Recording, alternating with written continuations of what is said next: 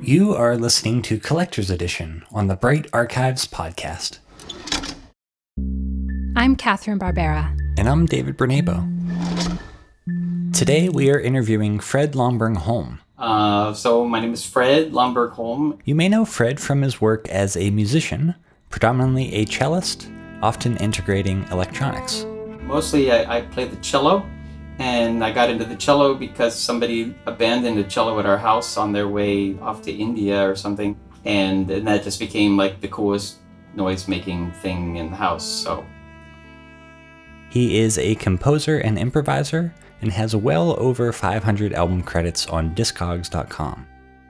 Fred has led his own bands like the Valentine Trio, Terminal 4, and Lightbox Orchestra, and he's logged many hours in studios and on the road with Vandermark 5, Ballister, and various bands with sax legend Peter Brotzmann. I'd say the highest selling record that Fred plays on is Wilco's Yankee Hotel Foxtrot, and I think my personal favorite might be a record called Bow Hard at the Frog, where Fred's cello is accompanied by the amphibians of the Everglades. Generally, I've spent most of my life working with sound and sound-making things, and sometimes things that are called music, and sometimes things that are just called noise. But that goes way back from before I can remember, of kind of an obsession with noise-making toys. And if it didn't make a noise, I had no use for it, according to my parents, from infancy.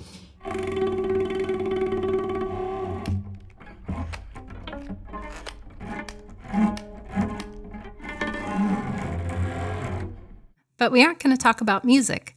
Here on the Bright Archives podcast, we explore what it means to build meaningful archives. And on the Collector's Edition series, we talk with collectors to learn what motivates all of us to bring objects into our lives, and how possessions shape our lived experiences. Yeah, we talked with Fred over Zoom about his love of collecting small objects. Among other things, I collect small enamel pins, lapel pin type things, generally from just about anywhere where they make pins. We also touch on a few deeper topics, like the difference between collecting for an institutional archive, like the type I used to do as an archivist, and more personal collecting. Fred gets into the joy that collecting can bring, but also how sometimes an administrative task, like creating a catalog of your collection, can remove that joy and make it feel more like a job. With Collector's Edition, I think we're testing a theory.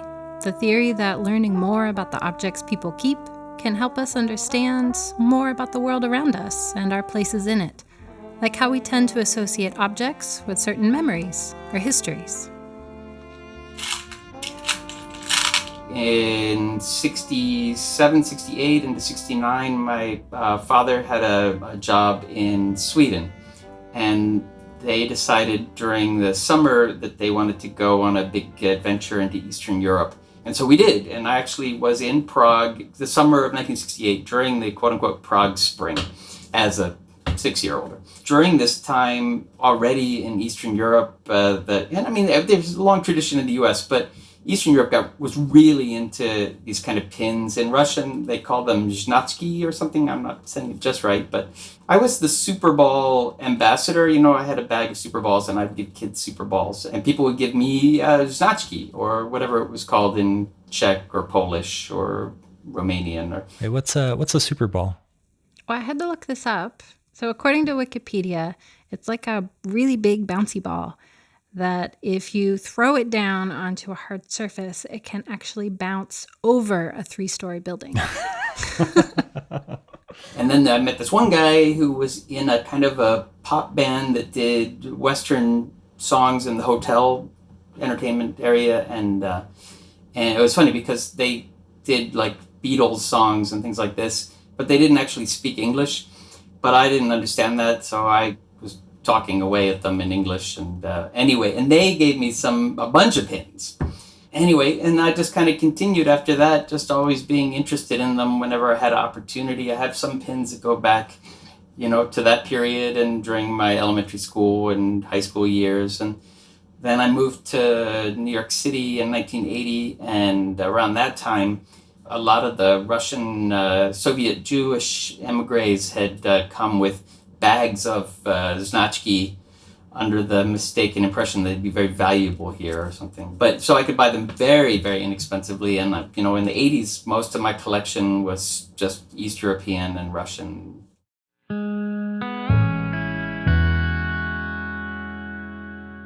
It sounds like the pins have a connection to both your childhood, but also travel. So are there specific, how do you choose a moment that you're going to collect a pin? Is it associated with going to a specific place or a topic you're interested in? Yeah, how do you decide that? Or is it random? That's okay too. I reject pins. So it's not totally just like anything that I come across. And it is somewhat travel related. I've been spending a lot of time in Portugal over the last decade. And so I have a lot more Portuguese pins than I do other countries right now, except for former Soviet bloc. What catches my eye usually is the design more than anything else. It's like it's an aesthetic choice usually that I like the way that pin looks. There's a lot of ugly pins out there. I have a box of just American flag pins, and partly I have that because it's amazing how shoddily made and how poorly designed they generally are. But I guess they're for, a clientele that, I don't really share a lot of aesthetic sensibilities with, I guess. The content and the sort of historical aspects are secondary, to be honest. I mean, it's an enjoyable part, learning about them and finding out about things that have happened. But in the first place, if I didn't really like the design, I probably wouldn't have picked it up, and therefore I wouldn't have done any research. Interesting. So I spent years working as an archivist, so I'm fascinated why people collect things, right? As an archivist, I collected things for a purpose, usually historical, to document an organization or a place. So I'm curious, why do you collect pins? Like we talked about, you do reject some, and you tend to collect things because of the design. What keeps you going to keep building the collection? I mean, it's probably momentum. I have a collection and I add to the collection. Industrial design is a real thing, and I think a lot of people kind of don't really think about that, but each one had to be designed by a human being, not only using pre-existing material from whatever organization it is, but making, the decisions about exactly what it is, how big it is, what color lacquers they're going to use to represent the thing, and all the other issues about what level of detail they can go to and want to go to, or is important to go to. It's funny because I have one other really large collection, and that's of tiny books. Very cool. Not just books. Some of them really are books, but a lot of them are more like little tiny artist-made things that, the artist might even be sometimes a kind of a grander term than human people making small comic books or little art moments or poems and things like this. And I started collecting those also when I was in high school. To be honest, part of the reason that the tiny pins and the tiny book collection exists and continues to be a thing in my life is because they're very small and compact, and I've moved a lot. I mean, I counted through it not that long ago. I met a woman who had lived in the same house since 1953. And I was like, wow, since I've been born, and I was born in 1962, and I've lived in 30 different addresses, Anyway, and so the nomadic part of my life, accommodates if I'm going to have a collection. In my house right now, there's maybe at most 500 records, which for a musician is not necessarily particularly impressive. But it's hard to move records, Same with books, I had thousands and thousands of books, but right now in the house, maybe there's 1,000, maybe. And I would say probably more of them belong to my wife than me, but.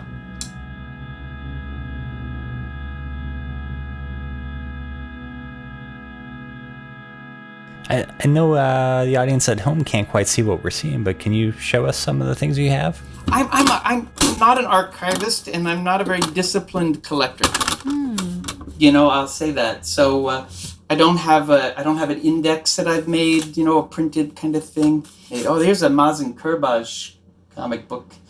This is a Brotzmann score, but I treat it as a kind of a book. Let me see, what else? This is a kind of fun, weird accordion fold. Oh, look at that. Oh, my gosh. I thought the pages were tumbling out of the book as you opened it. It's fun that way, huh? So, accordion style is fun. You know... Oh, Angry Violist. This is Angry Violist number 4. I think I have an article in this issue, actually. Oh, Jesus had short hair. Oh, my gosh. Look at that. It sounds like these items bring you a lot of joy. Oh, yeah. I will say that the only reason that I do this kind of collecting is because it's fun, and that's probably why I'm not really a very good archivist, because I don't like the drudge. I don't have a collection to make a more administrative habit. If I want to do office work, there's so much office work that I neglect for my own career, my real job, so to speak, that, like, why would I then sit around and do administrative work? Oh, this is good. Our flag means death. Oh, this was a book about mice called The Skillet Shitters.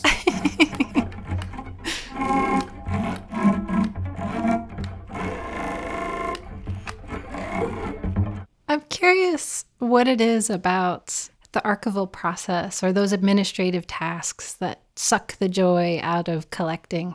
You could expand on that a little bit. All right, I don't mean to say that it would suck the joy out of it, but honestly... And I'm not offended. Okay. Don't worry. It's just I'm like behind. I'm behind by several years in registering compositions and recordings with BMI.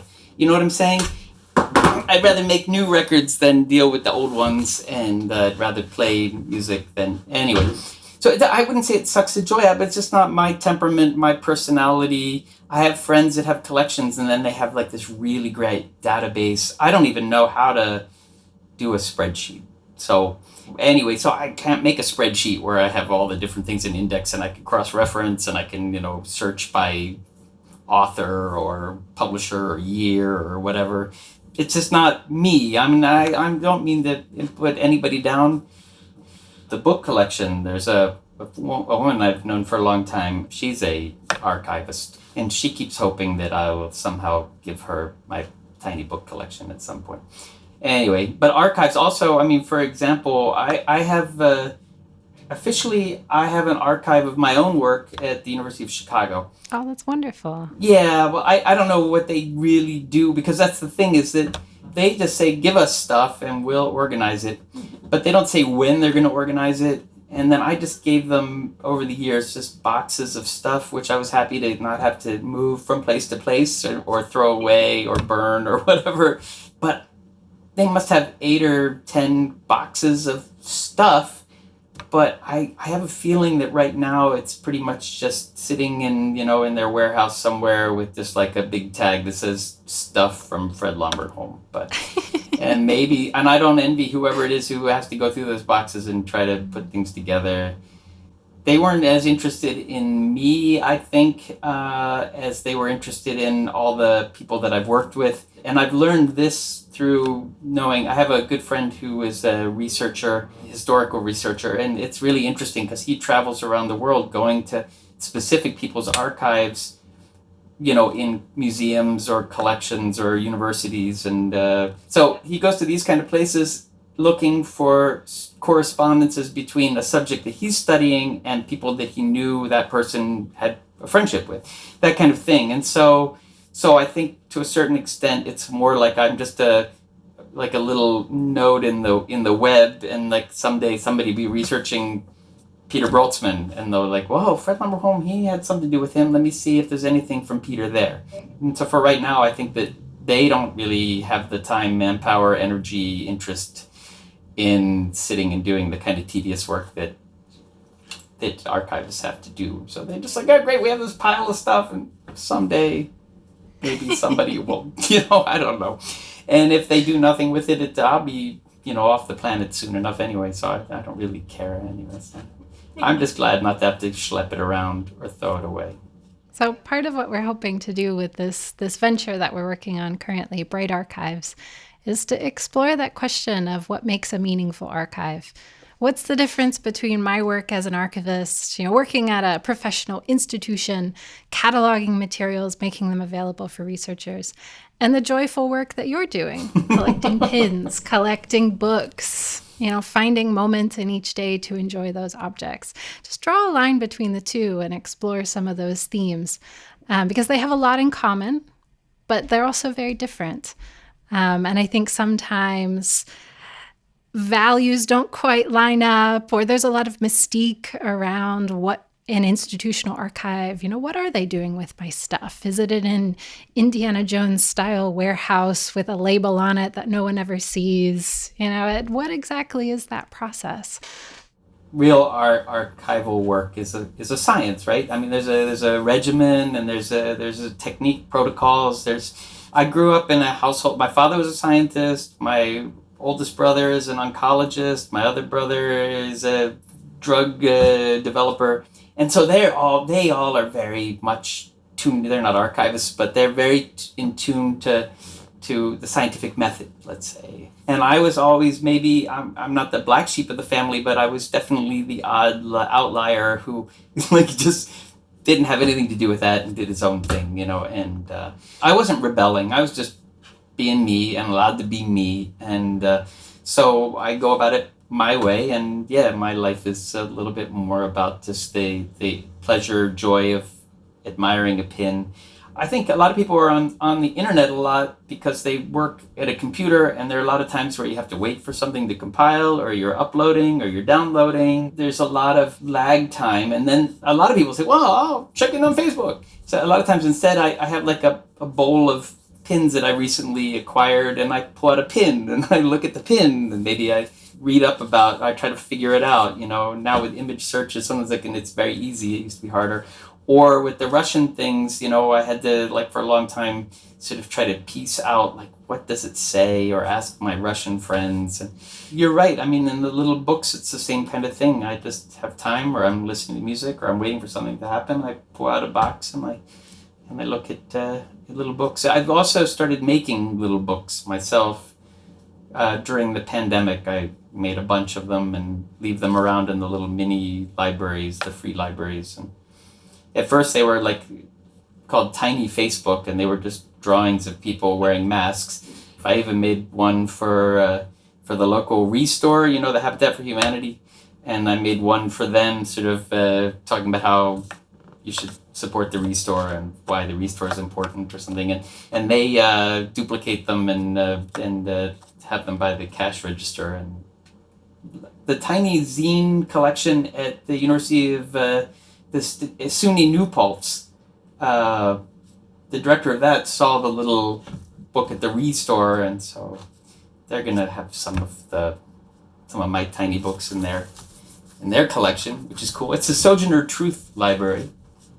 I'm associated with the Sojourner Truth Library at the State University. It's probably my most distinguished credential, probably at this point.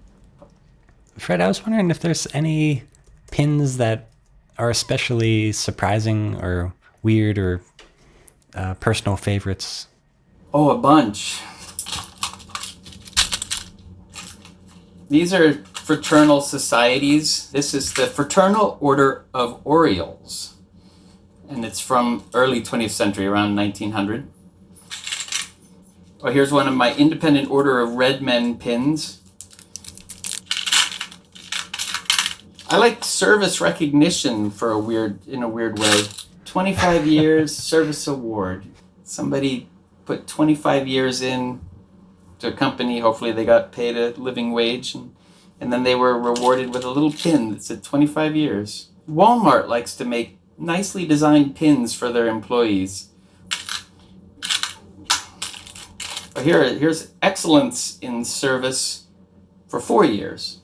I love the vagueness of these pins. Yeah, the service awards generally are really, here's a service award for 20 years. Farm Bureau, 20 years of service for the New York State Farm Bureau. Do these take on a function? Do you wear them on your lapel ever? Generally, no.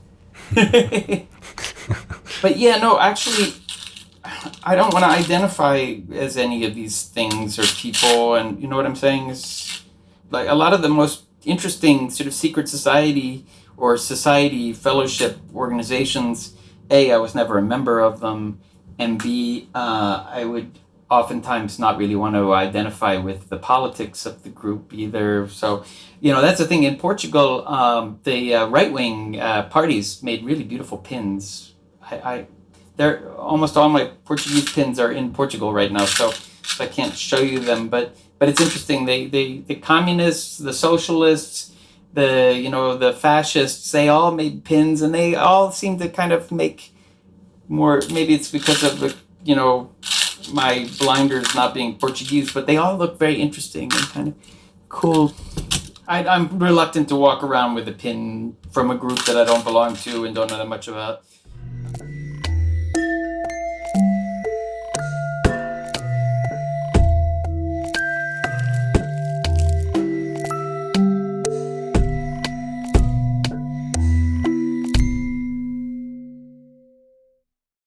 So what's the future of the collection?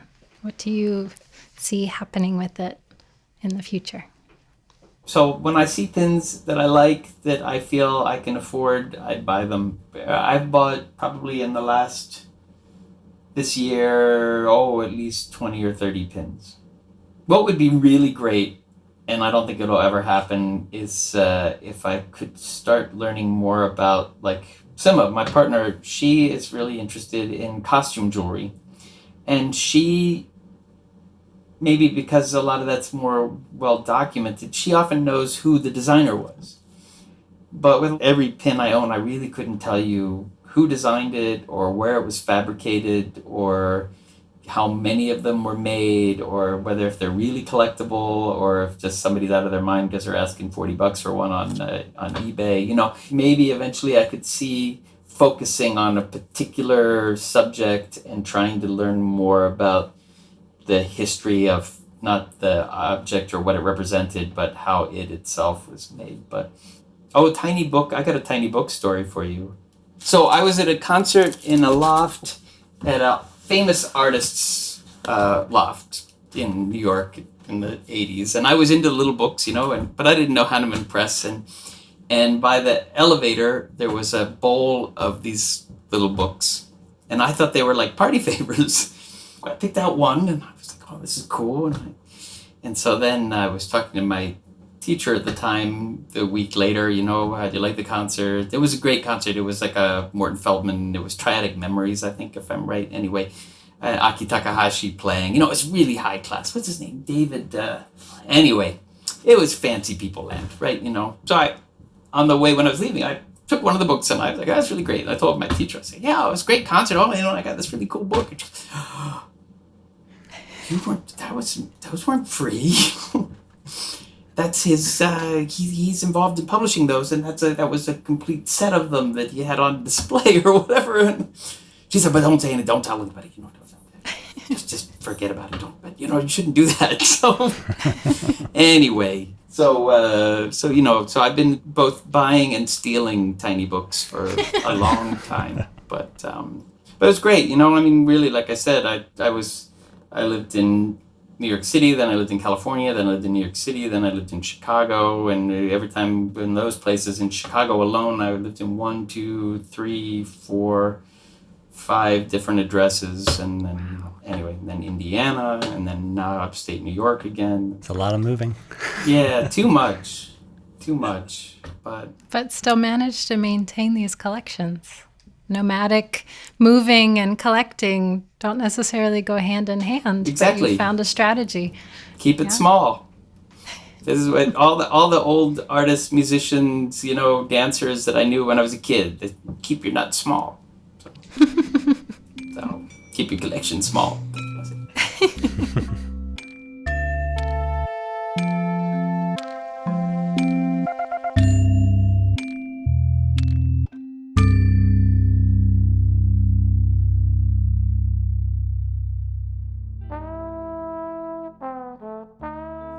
context is such an important part of any collection, and it's interesting how it really depends on the individual.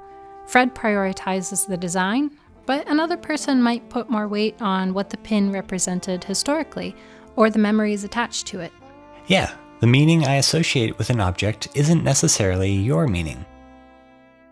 As we continue the Collector's Edition series, I'm really looking forward to seeing how context plays a role in people's collections. Thanks for listening to the Bright Archives podcast.